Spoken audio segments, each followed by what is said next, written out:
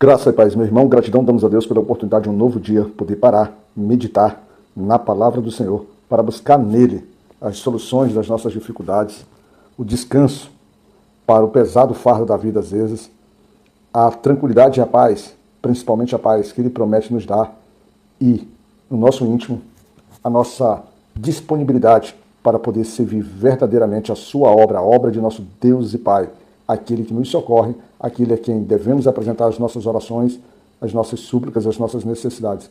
Obrigado, Pai, por nos permitir criar uma intimidade cada dia mais próxima, cada dia mais íntima contigo. A nossa meditação seguirá pelo segundo livro das Crônicas, hoje capítulo 6, e o nosso versículo base de trabalho será o versículo 12. E nele diz: E pôs-se em pé perante o altar do Senhor, defronte de toda a congregação de Israel, e estendeu as mãos. O cenário aqui que nós temos é um cenário em que o rei Salomão, durante ali a solenidade, durante todo o momento em que está se instituindo ali a inauguração do templo de Salomão, o templo de Jerusalém, Salomão tira uma parte ali do que está acontecendo para poder apresentar uma oração em agradecimento ao Senhor. Assim como seu servo, assim como seu pai Davi, que quando lá atrás, lá no capítulo 7, né, ele, ao apresentar o seu desejo, capítulo 7, segundo Samuel, ele ao apresentar o seu desejo de construção do templo, e ter, vamos dizer assim, a negativa do Senhor, que a ele não caberia, ou não couberia a responsabilidade, ou de edificar uma casa ao nosso Senhor nosso Deus, apesar de ter nascido no coração dele esse desejo, mas aprove a Deus, alegrou a Deus, a ponto de do nosso Senhor não permitir que Davi o construísse o templo, mas passasse essa missão, passasse esse propósito, né, para o seu filho, que o seu filho, Salomão, fosse honrado nisso, glorificando o nome do Senhor. E nós chegamos a esse momento. E nesse momento, um dos primeiros passos que Salomão, nesse processo, faz é se colocar em pé perante o altar e começa a discursar ao povo, antes de sua oração, começa a trazer ao povo o significado daquilo que, aquele momento, representou uma longa caminhada entre o povo judeu, o povo hebreu e o próprio Senhor. E essa caminhada foi o tempo todo conduzida pelo Senhor. Salomão, durante suas palavras, abençoa o povo e vai relembrando o povo e agradecendo ao Senhor por ter cumprido aquilo que ele tinha dito ao seu pai Davi, que também era servo do Senhor. Foi o próprio Deus que com sua boca trouxe ao servo Davi, trouxe a ele a esperança, o direcionamento daquilo que deveria ser feito. E o próprio Deus, por meio também de seu servo Davi, foi cumprindo. Na sua explanação, Salomão lembra a tribo de Israel, o povo de Israel ali, que essa caminhada ela vem se fazendo durante toda a história, mas em especial desde o momento em que o Senhor diz para o seu servo Moisés que deveria o seu povo ser retirado do Egito. Então a condução daquele povo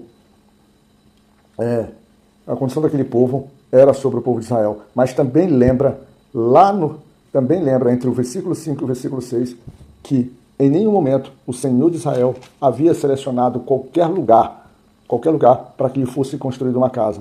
Mas, lá no versículo 6 ele diz: Porém, escolhi Jerusalém para que ali estivesse o meu nome, e escolhi Davi para que tivesse o cargo do meu povo de Israel. Ou seja, a partir do momento da manifestação do desejo de Davi ao profeta Natã, que tão logo ao ouvir acolheu o desejo, sendo que logo depois foi necessário que o próprio Senhor, vamos dizer assim, direcionasse, mostrasse a Natã que deveria procurar Davi e informasse que aquilo não seria feito por suas mãos, mas que Davi tinha um papel importante, assim como Salomão, a desempenhar.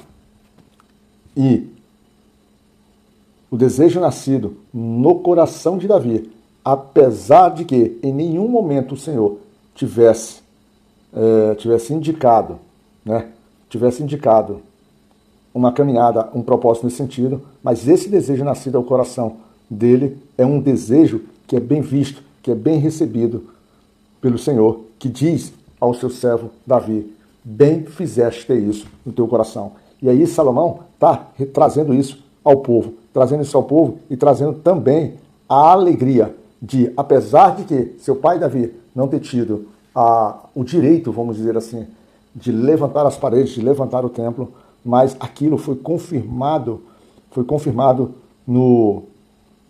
na pessoa de Salomão. E Salomão, naquele momento, trazendo a Arca de Gibeão para Jerusalém, ele confirma aquilo que o Senhor havia estabelecido. E é justamente nesse propósito, é justamente reconhecendo dentro desse cenário que Salomão se levanta, põe-se de pé perante o altar e estende suas mãos e direciona uma oração de verdade, Senhor. E Salomão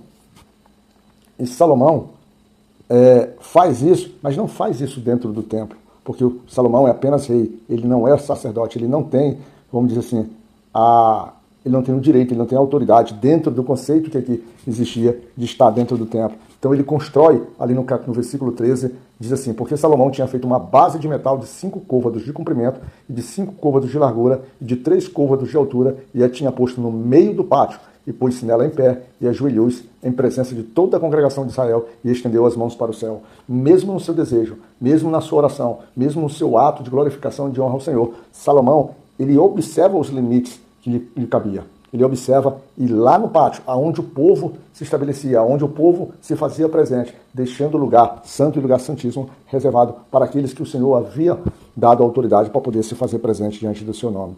Mas Salomão, ainda assim, faz questão de assim o fazer e publicamente leva a sua oração. E a oração de Salomão, ele começa engrandecendo o nome de Deus, começa agradecendo a grandeza de Deus, começa dizendo a todos ali que não há Deus semelhante ao nosso Senhor, ao nosso Deus Pai. Não há. E também diz que aquele Senhor guarda todos aqueles que caminham em beneficência na presença do Senhor. Salomão reconhece que Deus é um Deus de autoridade. E Salomão, também nesse processo, ele reconhece que o Senhor é um Senhor de fazer cumprir a sua palavra, assim como, ou seja, é um Senhor que não mente, é um Senhor que garante, é um Senhor que traz confiança para o seu povo. E lá no versículo 16 ele diz, agora, pois, Senhor Deus de Israel, faze a teu servo Davi, meu pai, o que prometeste, dizendo, nunca faltará de ti varão de diante de mim, que se assente sobre o trono de Israel. Tão somente que teus filhos guardem seus caminhos, andando na minha lei, como tu andaste diante de mim. Salomão agora senta no trono do rei. Salomão é a primeira sucessão oficial de uma linhagem, de um rei para outro, como foi estabelecida. Salomão representa a continuidade do trono de Davi, que vai no final chegar em Jesus Cristo. Salomão começa a perpetuamente reinar sobre o trono de Israel. Salomão também, nesse processo de adoração, de reconhecimento da autoridade e da santidade do Senhor, reconhece que questionando, falando, ou perguntando ao povo, ou fazendo com que o povo pudesse meditar sobre isso, que apesar do templo construído, o Senhor é grande demais. O Senhor, nem mesmo os céus é capaz de contê-lo. Então poderia um único templo feito por mãos humanas, né, por mais que tenha sido edificado com o coração, aquele templo ser capaz de conter ou abrigar a glória, o tamanho do Senhor? Claro que não poderia. Mas era um templo representativo. Mas o nosso templo, o nosso corpo, é uma morada capaz de receber, de abrigar, de conter, de, vamos dizer assim, ser o local apropriado para ser morada do Espírito Santo, para ser morada do Senhor, para que a sua glória possa habitar dentro da gente e que a gente possa manifestar essa glória.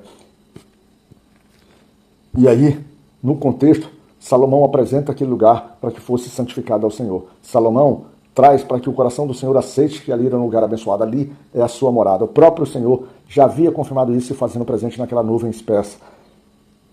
E Salomão, com todo cuidado, com todo amor pelo seu povo, com todo o temor pelo nosso Senhor, começa a fazer a sua oração apresentando ao Senhor que ele pudesse, nas mais diversas situações que o povo pudesse cometer contra o nome do Senhor, o Senhor pudesse se inclinar de uma forma. Ele fala do versículo 22 em diante, ele fala as mais diversas situações. Ele diz assim, quando o teu povo de Israel for ferido diante do inimigo, por ter pecado contra ti, ele continua, quando os céus se cerrarem e não houver chuva, por terem pecado contra ti, ele continua mais ainda.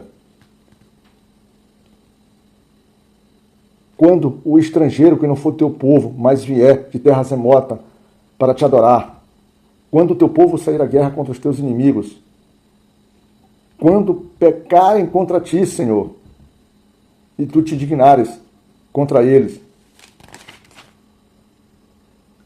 Ele diz assim, tudo isso, ele diz no final, agora, pois, lá no versículo 40, ó meu Deus, Estejam os teus olhos abertos e os teus ouvidos atentos à oração deste lugar. Mesmo que todo o povo, mesmo que cada um na sua imperfeição, mesmo que cada pecador ali, consciente que é pecador, nas suas práticas, eles se levantarem, como foi aqui nominado, contra o Senhor, mas na hora que eles orarem, Senhor, na hora que eles apresentarem suas orações dentro daquele templo, ou mesmo voltado naquele templo, com o coração voltado, indicando que estão com o coração voltados a Ti, buscando o seu arrependimento verdadeiro, ele diz, lá no 42, Senhor Deus, não faças virar o rosto do Teu ungido.